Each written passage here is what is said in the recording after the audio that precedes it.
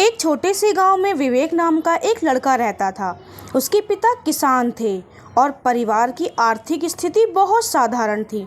विवेक के पास महंगे कपड़े नहीं थे और ना ही पढ़ाई के लिए अच्छी सुविधाएं, लेकिन उसके अंदर एक सपना था, अपने परिवार की जिंदगी बदलने का। गांव के कुछ लोग उसका मजाक उड़ाते थे। वे कहते थे, तुम जैसे गरीब लड़के कभी बड़े आदमी नहीं बन सकते।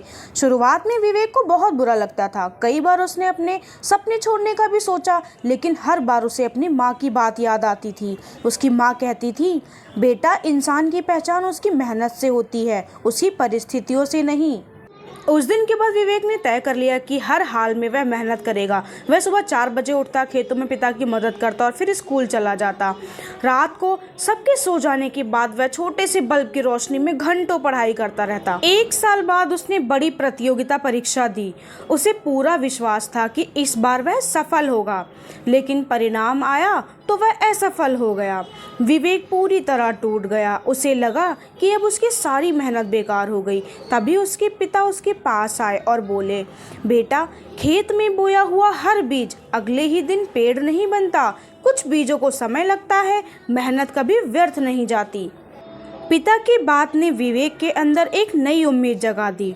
उसने फिर से तैयारी शुरू की। इस बार उसने अपनी गलतियों पर काम किया, समय का बेहतर उपयोग किया और पहले से भी ज़्यादा मेहनत की।